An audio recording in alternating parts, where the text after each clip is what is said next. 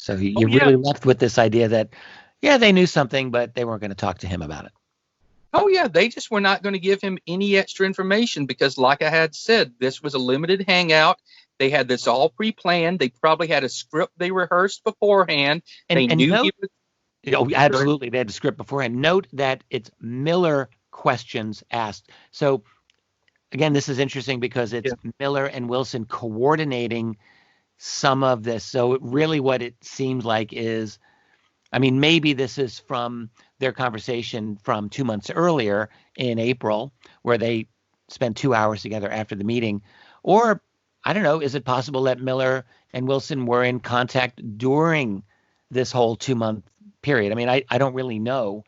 Maybe we don't get that information. But somehow what we know is that Miller conveyed, he spoke with Admiral Wilson about all these topics: Roswell, Holloman, MJ-12, Bentwater, Zamora, all this stuff. And that Wilson thought it was important enough to bring to this meeting. Yeah, exactly. That's he thought interesting. it was important.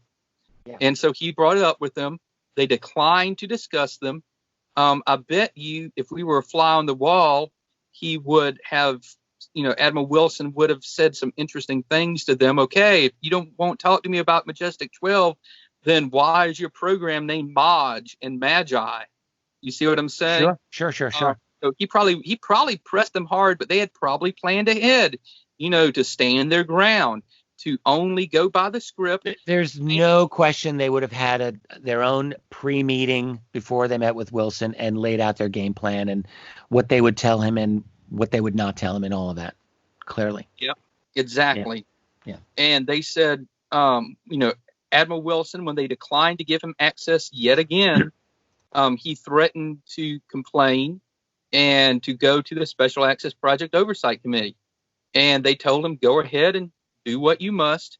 And he was angry about it, but they wouldn't budge. They knew they were at no risk from him. This is obvious. Anyway, because the leadership team of the senior review group had already been in their pocket. Okay, they had control over the senior review group because the senior review group, the leadership team, I want to specify, of the senior review group, was breaking the law for them. Okay, and someone was able to tell Bill Perry to lay off, and maybe that was them or Majestic, who is clearly their actual boss.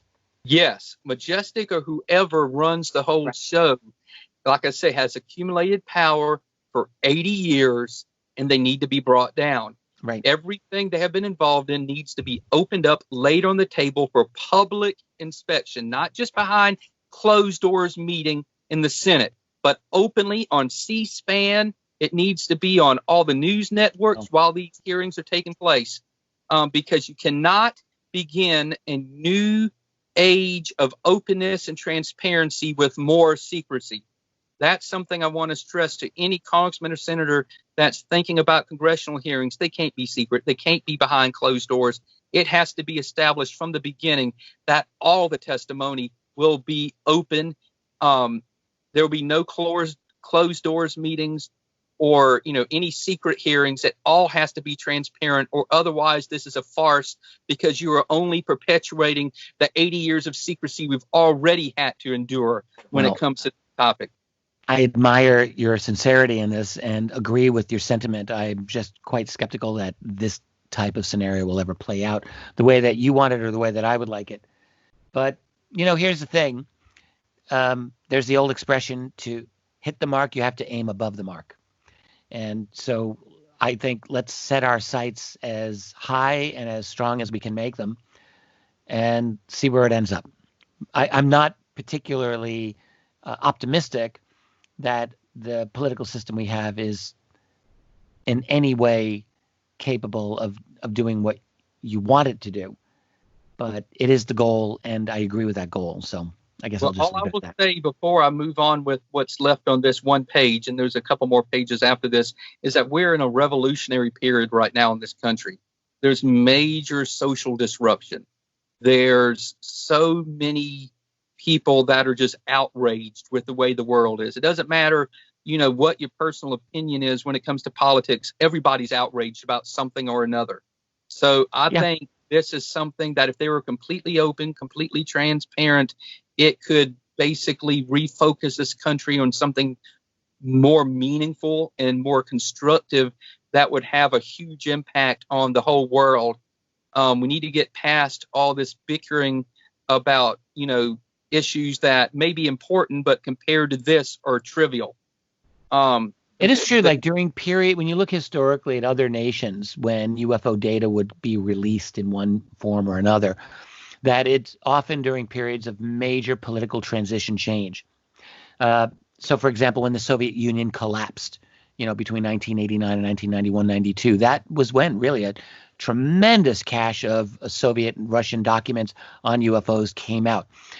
When in China, when Mao died in 1976, shortly after that was a large release of Chinese UFO data. I mean, there was a lot of other types of information also that came out in the aftermath, but UFO information was one of them. In the nation of Spain, after the dictator Franco died in the late 70s, similar thing.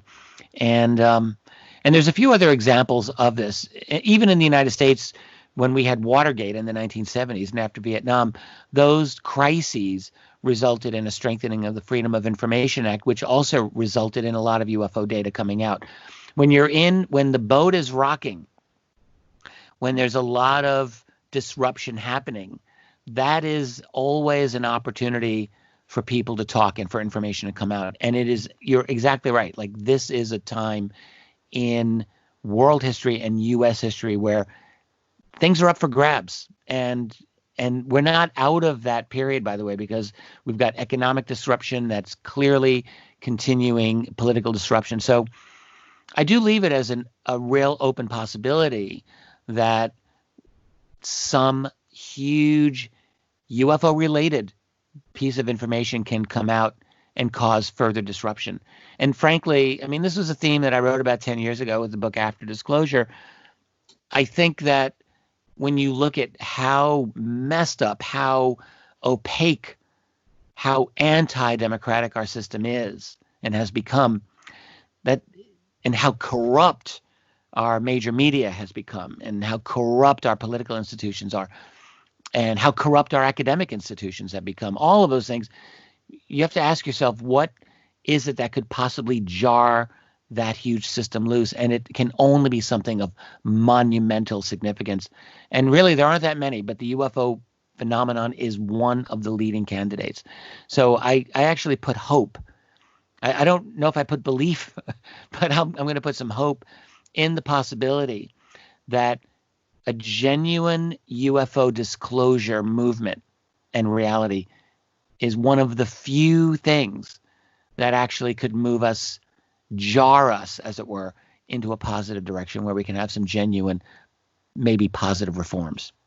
So I'll leave it at that. Yeah, I'll just leave it at that as well, so we can get through this document. Right. So now at the end of page 13, you realize we're 4 hours into this.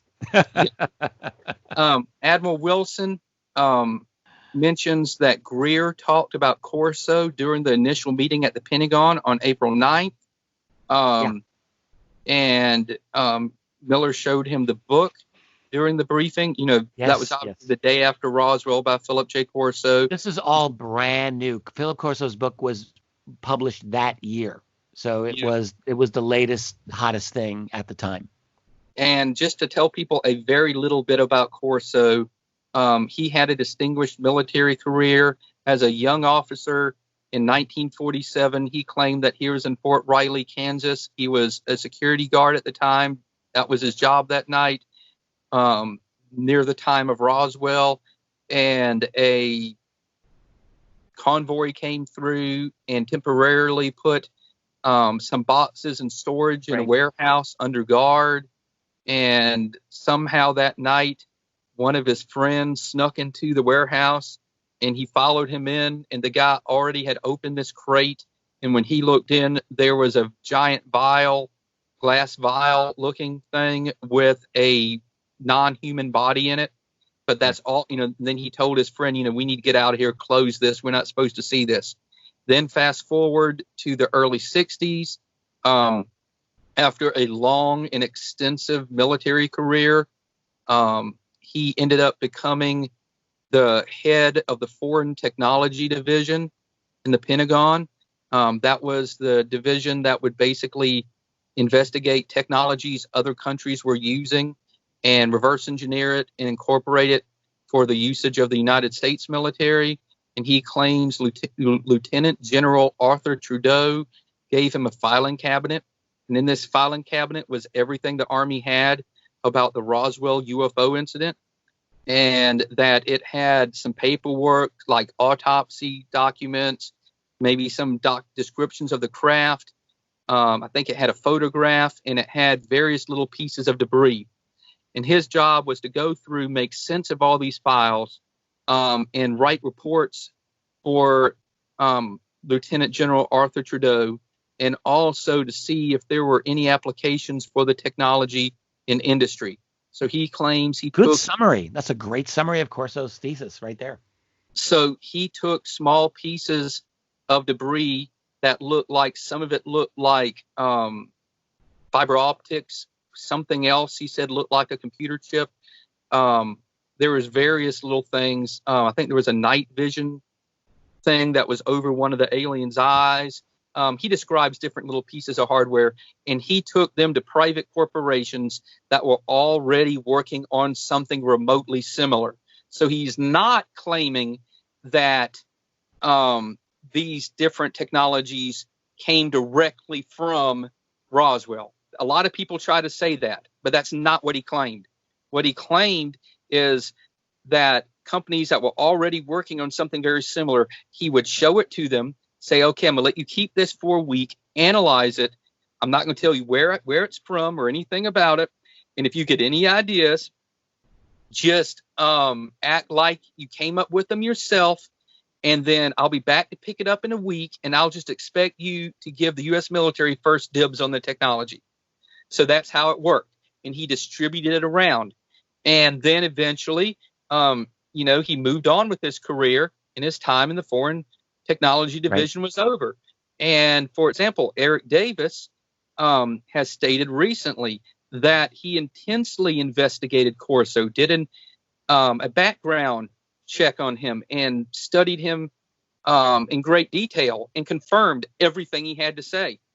And also, if you read Forbidden Science, I think it's either in volume 3 or 4, it's probably in 4, it talks about how NIDS had meetings with Philip J. Corso, and how they interviewed him several times, and they had meetings with him, and they tried to almost trick him to see if he was making up something, but he wouldn't fall for it.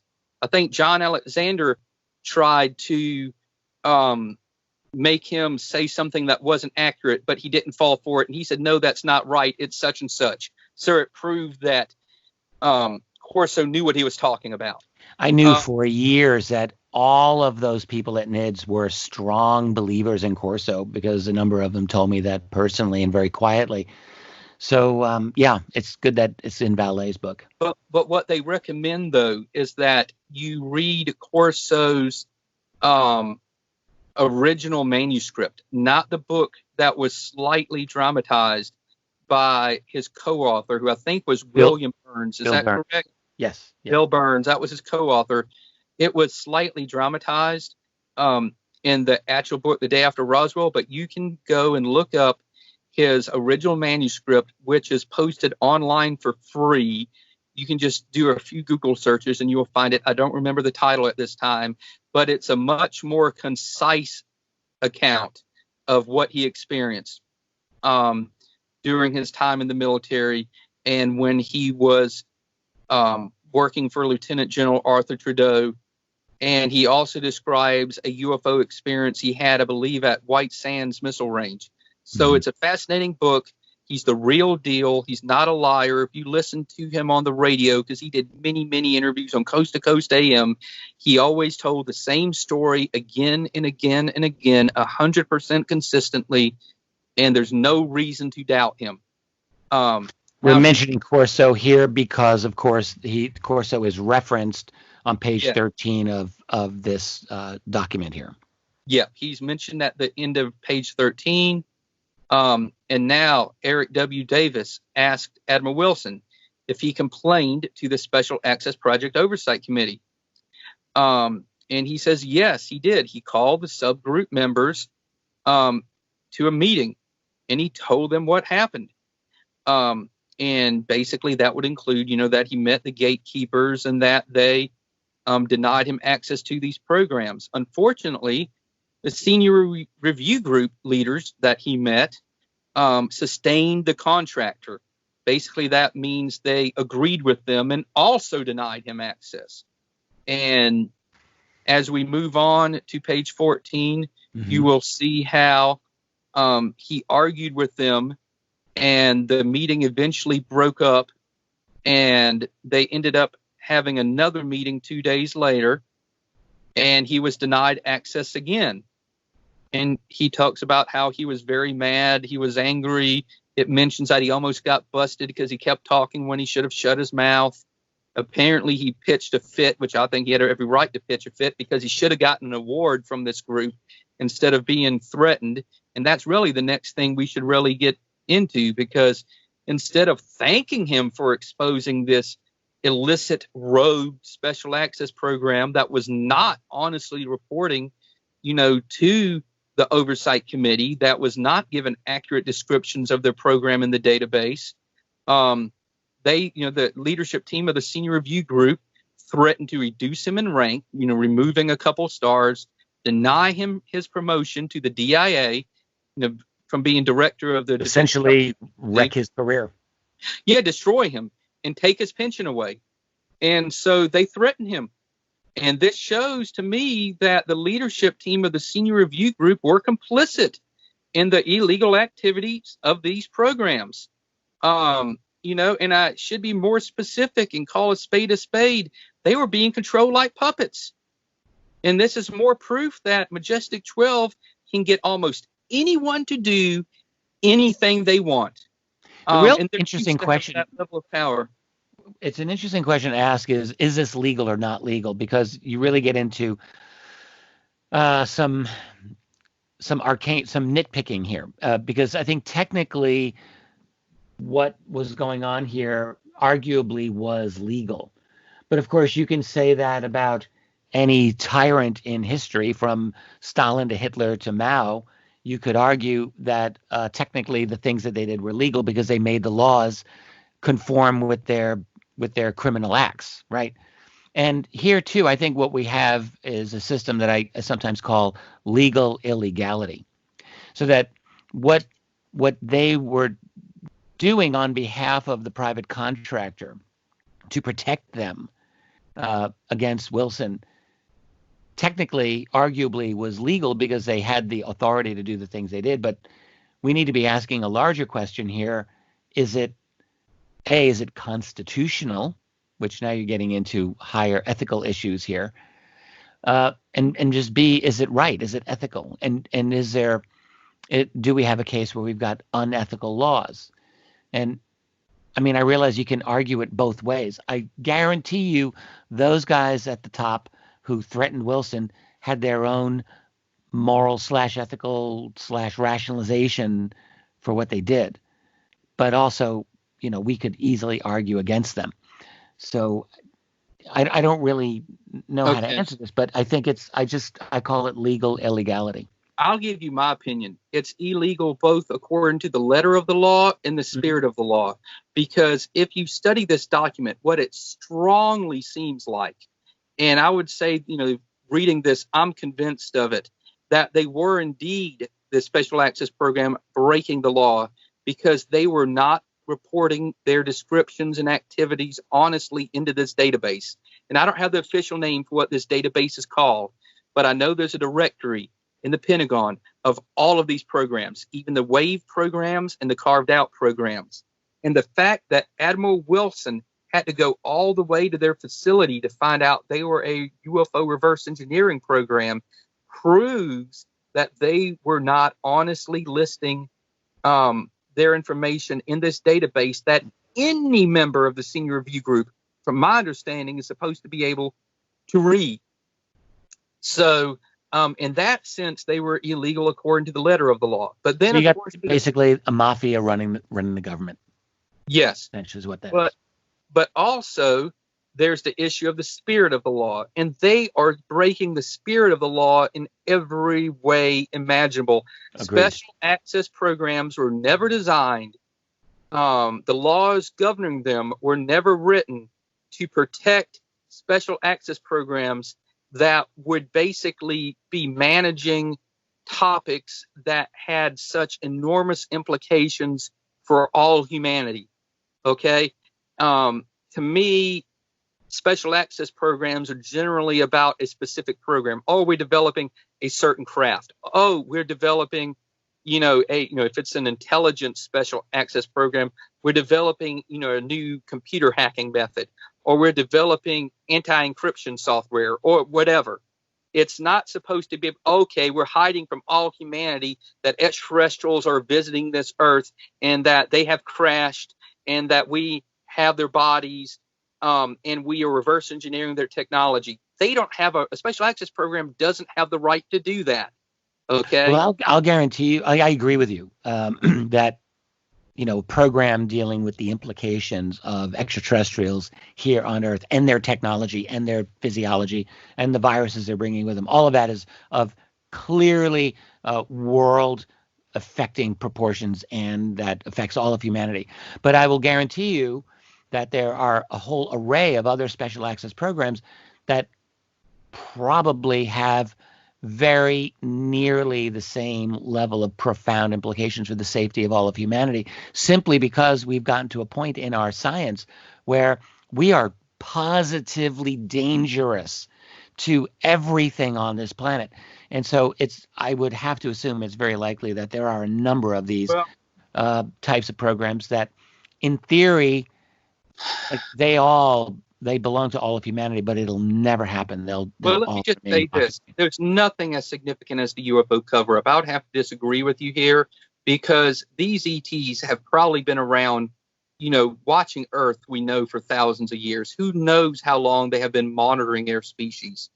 And they have knowledge of our history, of our origins, about our purpose in this universe. Okay. And if you are someone who believes in a God, and I realize a lot of people don't believe in God, but if you are, they probably know a lot more about God than we do, because they've been around a whole lot longer. And we're not really disagreeing here. I'm not actually opposed to what you're saying, and I don't think that you're actually disagreeing with me. I'm just pointing out, the UFO ET phenomenon is unique. It is special, but in terms of the ability to affect the world in a profound way, I would bet a lot of money that there are a variety of special access programs that are very, very powerful and very dangerous, and that are squirreled away in these programs away from any kind of oversight. Well, there could be other programs that could have global implications, but no program that could have as many global implications as the UFO topic. Once you start thinking about the consequences of multiple extraterrestrial species visiting this planet, and the knowledge they would have, and the technology they would have, and the questions they could answer for us, the implications just go in every direction you can possibly conceive. This is an issue that has to be made transparent. There's really no other solution, because once you expose a little section of it, then the whole thing starts to unravel. Okay?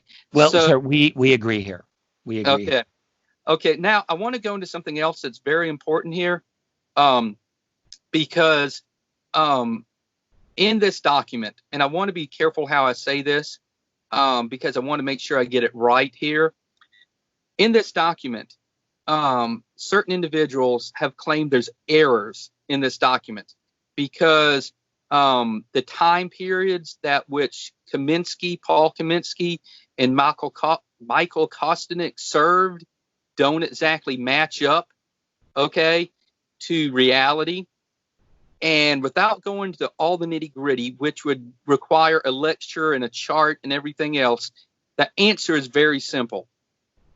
Admiral Wilson did not want to give Eric Davis the names of the current members of the senior review group that were in those positions during his search, because they were the ones that threatened his career, and they were the ones that were obviously read into this program, and they knew about it. That was ultra-sensitive information he did not want to convey to Eric Davis. The good thing is we know most likely who would have been on the leadership team of the senior review group at the time. And I want to go over that very quickly right now. Let's do it. Okay. At that time, the time period in 1997, for the chairman of the senior review group, and this is the only one where there's a little bit of wiggle room here, okay? Noel Longmire Jr. was serving as both the Deputy Undersecretary of Defense and the acting Undersecretary of Defense after Paul Kaminsky was no longer, after he stepped down as Undersecretary of Defense. So he was serving both positions for a period of time. And so, but the thing is, Billy Cox actually interviewed Noel Longmire Jr., and he kind of gave an explanation, which I really didn't buy, basically denying he knew anything about it, and trying to say there was a higher senior review group. You really need to read the article because I don't remember it word per word. But basically, Noel Longmire Jr. gives some excuses. I don't really buy it, but it's possible he is telling the truth. I don't want to say he's lying because we don't know, and that would be unfair to say that. So either he was the member of the senior review group, and he's simply obeying the law and continuing to lie to deny the existence of these special access programs, which he would be required under law to do. Or the other possibility is that the Deputy Undersecretary of Defense, who would have been the overall chairman of the entire Special Access Program Oversight Committee, which would have included the senior review group, could have taken on that responsibility temporarily for this meeting with Admiral Wilson. Okay? And there were two individuals at that time. One Deputy Secretary of Defense stepped down on July 15th, 1997. And then the other one took that position on July 29th. So it could have been either one of these individuals. And their names are John P. White. I'll repeat that. John P. White, who left his position as of July 15th, 1997. And then there's John J. Hamre. That's John J. Hamre, Hamre, who then took the position on July 29th, 1997. When I say the position, I mean as Deputy Secretary of Defense.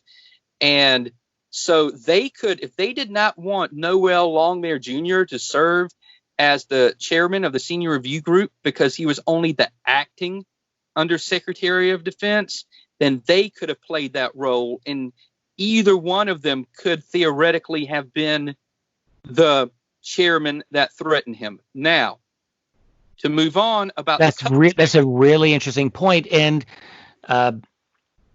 it really just goes to saying again that if you take this document and argue that everything in here is supposed to be factually correct or it's hoax, is a very, very simplistic way to look at this. It's a very, very simplistic way to look at this document.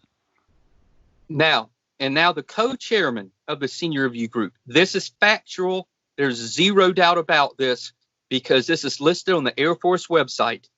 Major General William F. Moore would have been, we know this, it's on the Air Force website, the Director of Special Programs at that time, both before this time period and I think for maybe a year after. He was the Director of Special Programs. This is Major General William F. Moore. He would have been the co-chairman of the senior review group. Now, that, like I said before, that would have also made him the Executive Secretary of the overall Special Access Program Oversight Committee. and it would have also made him the director of the Special Access Program Coordination Office. Now, so you think it's possible he was possibly the man who threatened Wilson? well, he met the group as a whole. Mm-hmm. Okay, so that it says the chairman threatened him, but it was the group as a whole that denied him access. Of course, probably the chairman would have made that decision, and I'm sure the chairman would have probably checked with the deputy Secretary of Defense, because of the simple fact it would have been such a major decision. So I believe whoever was Deputy Undersecretary of Defense would have been contacted about the situation. Now, the third individual, who I believe would have been the executive secretary of the senior review group, and we know from online documents that are available that he was on the senior review group, and that he had been, I believe, the assistant director of the Special Access Program Coordination Office. And this guy had been in the DoD for a very long time. There's a lot of mentions of his name online. He's in a bunch of documents. And like these other individuals I just mentioned, he's still alive. His name is Richard Dick Williams. Sometimes he's referred to as Mr. Dick Williams in a couple documents. But his real name is Mr. Richard Williams. He was the executive secretary. So we basically know, who was on the senior review group, the individuals that would have been serving, that could have been serving as the chairman if it had not been Noel Longmire Jr. And so there's 5 people right here that Congress could ask to testify. And then if they won't testify voluntarily, if we hold full congressional hearings on the UFO topic, they could summon to testify, because this is an important enough topic with implications for the whole world. Just because someone doesn't want to come testify isn't a good enough excuse. I think with the hearings we need to have, there are literally dozens and dozens of people that need to come and testify. And as we learn information, the Congress will figure out who else to summon to testify. And it's probably going to end up that there will be individuals involved in the corporate world that will be forced to testify. So now we're moving on to page. Well, before we go to page 15, there's one other topic on here I want to touch on, which is very interesting. We cannot skip this. Jacques Gansler is mentioned here. And basically, he ran into Jacques Gansler in 1998. And he had been, became, after Noel Longmire Jr., Longmire Jr. was only the acting Undersecretary of Defense. Jacques Gansler was who became the regular Undersecretary of Defense for Acquisition and Technology. So in 1990, and that would have made him the chairman of the Senior Review Group. So in 1998, Admiral Wilson ran into Jacques Gansler, the chairman of the Senior Review Group, who basically he found out had been read into the program. And Jacques Gansler tells him UFOs are real, but alien abductions are not real. And so he would have been in a position to know, because he was the chairman of the Senior Review Group. I mean, he was on the leadership team. And so that's why, he would know this stuff. And I think the fact that he mentioned alien abductions are not real, I believe that was a lie, because I think alien abductions are probably second to the technology itself. This godlike technology, which could literally transform human civilization in every way imaginable, because the technology, the reality of the active vacuum and how it can be engineered is vital not only for free energy technology, anti-gravity propulsion, warp drive, but also to an understanding of human physiology, because their very DNA can act as an antenna. We have microtubules in our cells that can pick up all different types of signals. So understanding our very biology and perhaps even our consciousness is important. But alien abductions do happen. I've known multiple people personally that have experienced alien abductions. People very personal to me have experienced them. As far as I know, I have not, but I have read enough accounts and done enough research that I believe that a certain percentage of the people who claim to have been abducted by extraterrestrials have indeed had the experiences as they claim. And I believe that they do not want people to know that extraterrestrial beings are occasionally abducting humans, performing experiments on them, perhaps even creating hybrid children, and then returning them to their homes. And there's probably very little the military can do to stop it. So let me just jump in here. Go ahead. You said a lot on this, and I agree with your basic assumption, which is that Gansler lied to Wilson when he said UFOs are real and so-called alien abductions are not real. And I think we could just boil it down to Gansler's recognition that Wilson wasn't read into any of this and wasn't authorized to be read into it. And why on earth would he tell Wilson this? I mean, unless he wanted to break the regulations because he was super close friends with Wilson, which there's no evidence that was the case. Well, Then he wouldn't do that. Well, Jacques Gansler would have already known because he was on the senior review group. Right. What Special Access Program already told him. So it was he safe wouldn't, to tell. He wouldn't tell Wilson, is obviously the point. Well, Wilson he would would not have have told that. Well, Jacques Gansler wouldn't have told him that alien abductions were real. That would have been, information he didn't already have. But he could tell him that UFOs were real, since that was basically already admitted to him. And that was actually, I mean, when you really think about it, big deal. I mean, within the high levels of the military and the intelligence community, what I have found over the years is that there's a widespread recognition among a lot of those people that they know the UFO phenomenon is real. So in a sense, it's almost not even a radical revolutionary thing to say within those circles. So for him to tell Wilson, yeah, UFOs are real, it's like, what else you got for me? I mean, it's not necessarily an earth-shattering statement. Like, people on the outside would think, oh my God, someone on the Joint Chiefs of Staff is being told UFOs are real. Yes, that is a big deal. But within that culture, I would hazard to say not so much. And so Gansler wasn't really giving Wilson a whole lot. And besides, by that point, Wilson already knew in his own mind that they were real because he'd had the meeting with the Gatekeepers months before.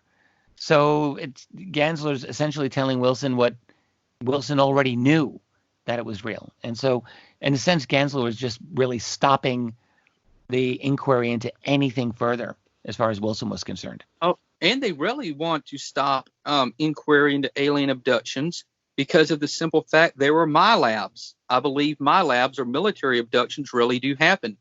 Melinda Leslie has had multiple MILAB experiences where literally the military abducts alien abduction victims and experiments on them, interrogates them. Sometimes, it gets some of them. These accounts get really bizarre, and I'm not saying every MILAB account is real. No, we don't want to go into this whole thing. I agree with you. Yeah. I believe in MILABs for a while. This is a whole side topic. Yeah. And I think the only reason I want to say it is because we know for a fact from what Melinda Leslie has said that Jim Simivan is extremely interested in the topic of MILABs. That was the main reason he had his first meeting with her. Fair enough. That was why I wanted to bring it into. So this is a topic that TTSA is interested in, and I think they're interested in it because they know there's something real going on there. And what we really want to acknowledge as well is that Semivan, who's a member of TTSA, to me, and I think to a lot of us, they are essentially the contemporary iteration of this group that was around Eric Davis and Bob Bigelow. Really, they're the modern version of NIDS, essentially. Yes. And so so they all, like, there's this continuity that in fact goes back to the special working group of the 1980s that was referenced when we started this whole conversation hours ago when we talked about Oak Shannon. This is kind of a very loosely knit but very consistent or a continuous group in which a few of the people, like Hal Puthoff, has been there throughout the whole time. But there's been other people who have drifted in and out of this group over the years. And that now includes Semivan. He's one of them. And so the fact that he's interested in the MILABs, the military abductions, should be a hint to us that the rest of this group as well, the group that is around Davis and Puthoff and the rest, that they too probably have some interest and knowledge of it. And that would very likely include the abduction phenomenon in general. They don't like to talk about that, but my own suspicion, and it's not, I will just say this, I don't have direct knowledge from anyone in that organization that they definitely know it's real, but I suspect that they do know it's real. Okay. So I can leave it at that. Yep. So now, we're in the home stretch here. Yeah, we're near the very end. For the mercy of the listeners, we should probably think about wrapping this up sometime in the near future as well. We're going to wrap this up in just a few minutes. Going through the last page, we see where, Jacques Gansler told him to drop the matter, no more discussion of it. Then Eric Davis asked Wilson if he would be willing to talk to Hal Puthoff or Kit Green, discussed who they are. And he wasn't familiar with the names, but he had heard of the RV program. That's remote viewing. And basically he says maybe not for Hal Puthoff, but he would think about it. He doesn't respond to Kit Green. He says he prefers to never talk to anyone about this again because it risks exposure. Then he asked Eric Davis what he would do with this. And I think that's important because Eric Davis said that he would keep this for private and personal research. And by private research means exactly what he did. Exactly. He shared the document with very close, trusted individuals within NIDS, a few other scientists probably, that had clearances that were part of this very tight-knit network. He did not post it online. He did not mail it to random people. He kept it very close to his chest, and it didn't get out for a very long time. And it goes on to say that he'll keep his mouth shut, and he's going to keep everything confidential for him. Then he tells Wilson about he says, this is the quote, told Wilson about Mary Elizabeth Elliott TRW story. For the record, we know that the lawyer he references, Jeffrey W. Griffith, is indeed real. He operates in California. He's not willing to talk to anyone. So the lawyer that's mentioned just will not speak to anyone about this whatsoever. Then it's mentioned Ingo Swann's story. Yeah, that's really significant to me. Ingo was very, very closely, he was intimately close with Hal Puthoff and Russell Targ. Of course, he was one of their key remote viewers. And the fact that, all of this speaks to this group of people, Eric Davis, Hal Puthoff, Kit Green, who knew all about Ingo. Again, this just speaks to this group of people, and it speaks to Eric Davis crafting this note. And also the 1974 remote viewing woman who went to Wright-Patterson. All of this is relevant for their group. And it just speaks to the fact that Davis wrote this. Yeah, and basically the letter, And also, I'm just going to add one other thing. When I spoke to Hal Puthoff and Kit Green about this document, they didn't say, no, it's nonsense. They said, no comment. And in Hal Puthoff's case, he said, my security clearances prevent me from discussing potentially ongoing U.S. government activities. And Kit Green said,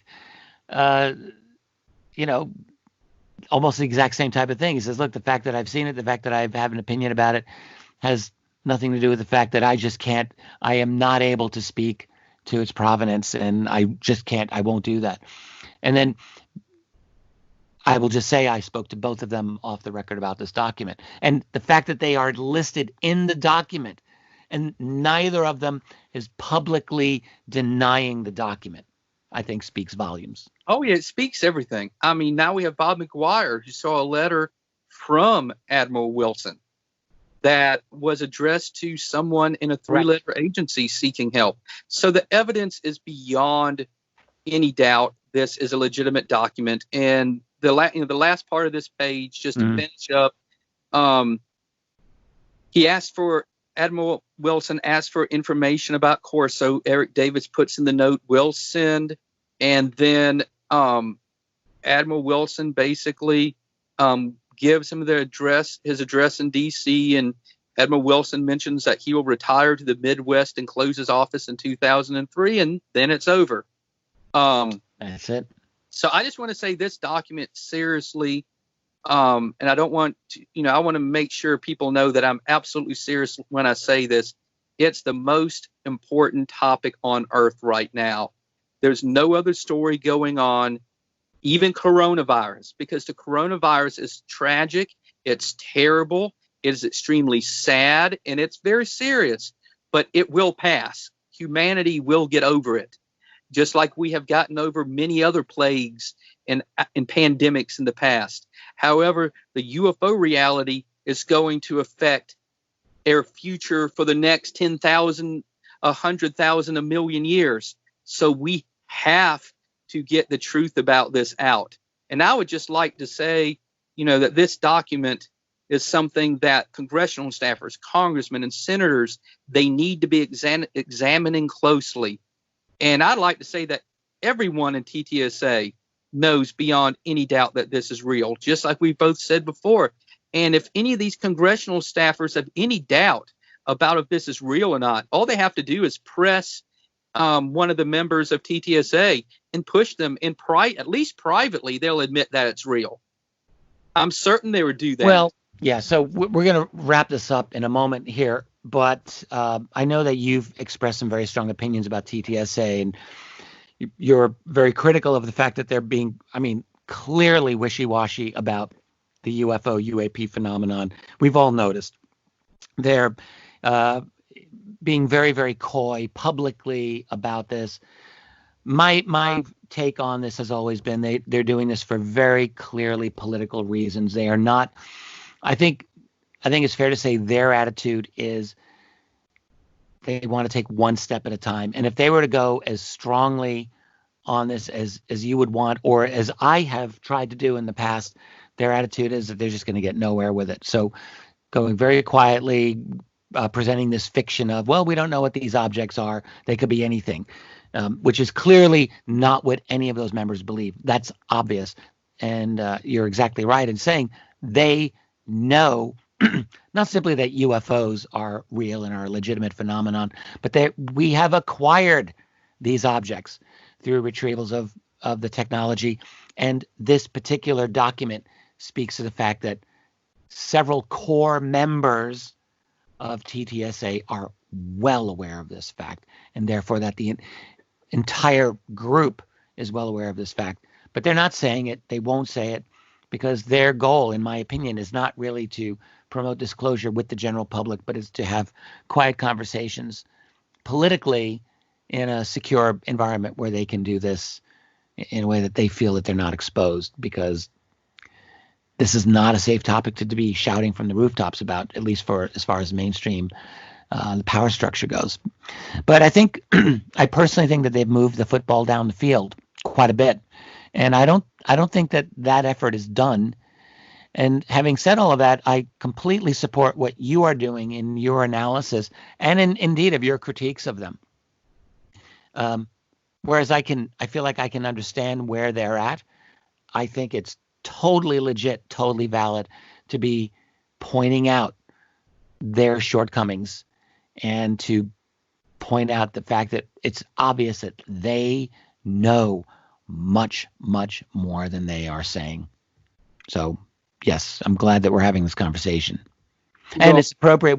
You wanted this to get this out to time it at least somewhat approximately with the beginning of their season 2 of their TV show Unidentified, and we'll be able to do that. I just want to say for the record, TTSA has done a lot of good. They have massively raised awareness of this topic in a way that no one else has ever been able to achieve, in a That's way right. that the UFO community has never been able to achieve. So they deserve a lot of credit. However, my argument is that I believe, and Grant Cameron has said this repeatedly, and I believe him, that if these insiders would ever band together and collectively share what they know, the UFO cover-up could be over tomorrow. Literally, these people have been accumulating information for decades. And I don't know if I agree with that. And I mean, I haven't really talked openly with Grant about this, but let's talk about it here. I've definitely gotten more than a hint from a couple of these people that they don't feel that they have the ammunition to go public. So now I don't know, what do they have? They've got metamaterials, they've got some other interesting information. They could band together. They could say, yeah, the Wilson document, the notes by Davis, that's real. This conversation happened. But would it be enough to convince an A, apathetic, B, skeptical, C, completely corrupt power structure that, by the way, controls nearly all of the media to do anything about it? And I mean, and on top of that, the fact that they would undoubtedly be exposing themselves to some kind of retaliation professionally and maybe legally. Like I'm sure that they're thinking about all of that. And I don't think that they feel confident enough that they've got the ammo necessary to go public and to weather the inevitable firestorm that's going to be levied against them. I just don't think that they believe that they've got it. I mean, maybe they do. In the minds of the public and those of us who support the idea of UFO disclosure, we want them to go for it because they may be the best shot that exists right now. They probably are. But I don't think that they think that they've got the ammo. I think that group of people, the whole NIDS crowd, that's now the TTSA crowd, a lot of those people have been spending their almost entire adult lives trying to work their way to the center of the maze. And it's not clear to me that they're actually at the center. I think that they're close enough that they know things, but I don't know that they've got the goods. Well, look at Eric Davis. Eric Davis, he has stated during his interviews that he was partially read in to one of these programs. And he basically, if he doesn't flat out admit it, he strongly alludes to it. And he talks about how he knew a former Lockheed employee. I believe he says Lockheed. I'm not 100% sure if he said Lockheed, but he said that had been a president or vice president of a legacy aerospace corporation that actually worked in one of the reverse engineering programs. And he goes on to say about how this guy, was willing to tell him some things. So they have a lot of information, and maybe each little piece wouldn't be enough. But if they would put together their collective knowledge and transparently and openly give it to someone like Marco Rubio and these other senators and these other congressmen, these committee chairmen, I believe it could convince them, you know what, we need hearings now. We can't delay this any longer. We need to do whatever it takes to get the facts about this potential threat to not only the United States, but the entire human species. So I think it might be enough too. It's totally possible. If it's packaged and presented in the best possible way, yes, it could be that home run that we've all wanted. That would at least move this forward in a powerful way. But it's not a sure thing for them, in my view, and I think it's probably a big gamble.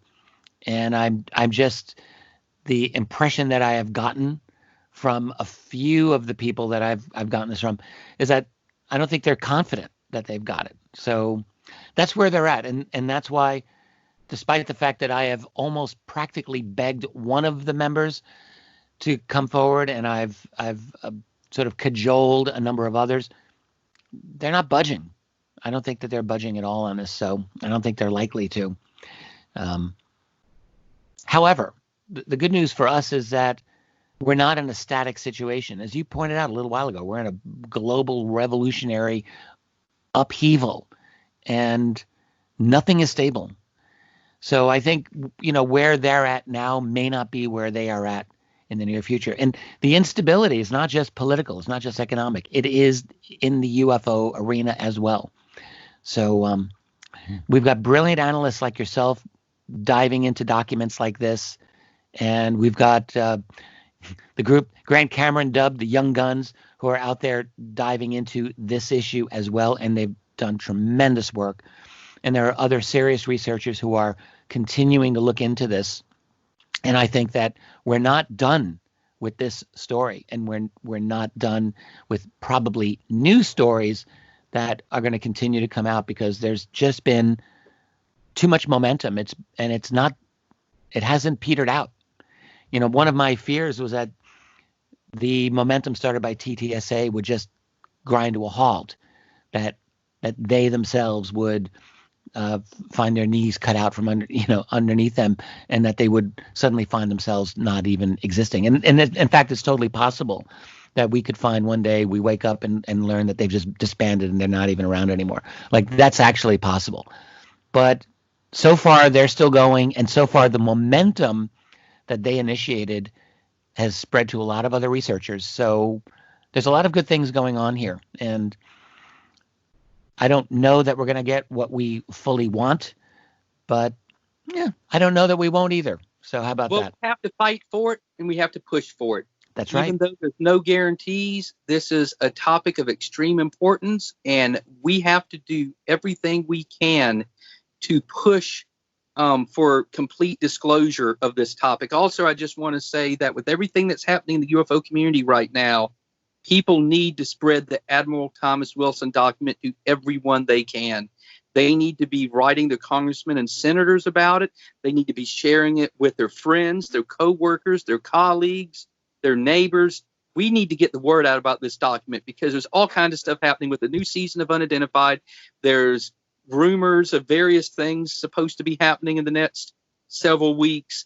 There's new documentary series about to come out, The Phenomenon. There's another documentary that's supposed to be coming out. There's major books about to come out. This summer is going to keep on accelerating. And the Admiral Thomas Wilson document needs to stay in the center of it.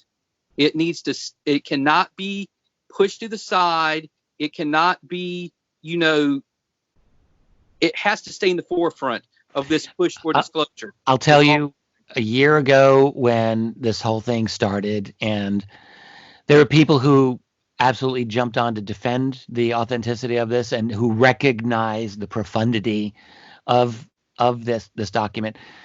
But there are other people who just were almost comically skeptical about it.